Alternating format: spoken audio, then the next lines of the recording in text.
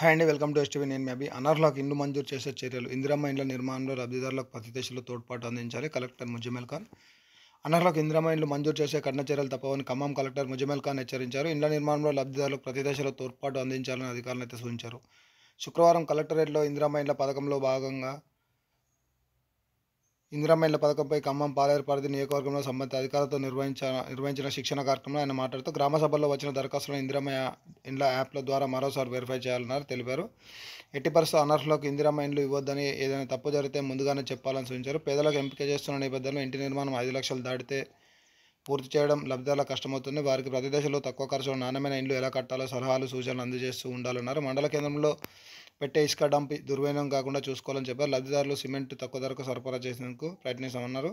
తర్వాత ఎన్నికల కోడ్ ముగిసిన వెంటనే మంజూరు చేసిన ఇండ్లు గ్రౌండ్ చేయాలని చెప్పేసి 2 వారాల్లో ఇంటి బేస్మెంట్ పనులు పూర్తయ్యేలా చూడాలని చెప్పారు. బేస్మెంట్ పూర్తయితే 1 లక్ష విడుదలవుతాయి.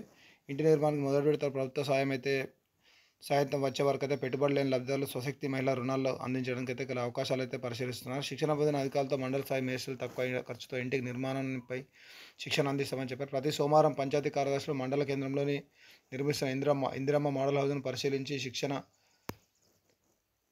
సమావేశంలో అడిషనల్ కలెక్టర్ ఇదంతా పాల్గొనడం అయితే జరిగింది. ఇది మొత్తానికి అయితే వివరించే ప్రయత్నం అయితే చేస్తాను. ఏదైతే ఇందిరమ్మ ఇల్లు ఉందో, ఇందిరమ్మ ఇళ్ళకి సంబంధించి ఎవరైతే అనర్హులు ఉంటారంటే గత ప్రభుత్వంలో లబ్ధి పొందిన వారో, లేకపోతే సొంత ఇంట్లో ఉండి అప్లై చేసుకున్నారో ఇలాంటి వారికి మాత్రం ఇండ్లు మంజూరు చేసే మాత్రం కఠిన చర్యలు ఉంటాయని చెప్పడం అయితే జరిగింది. అలాగే ఇందిరమ్మ ఇళ్లలో ఎవరైతే లబ్ధిదారులు ఉన్నారో, అంటే కొత్తగా అప్లై చేసుకుంటున్నారో, అంటే కొన్ని ప్లేస్లు ఆల్రెడీ లీస్ట్ అనేది తీశారు కాబట్టి అయినప్పటికీ కూడా మళ్ళీ చాలామంది అప్లై చేసుకుని వాటిని కూడా ఆన్లైన్ చేసి పూర్తిగా వెరిఫై చేయాలని చెప్పారు.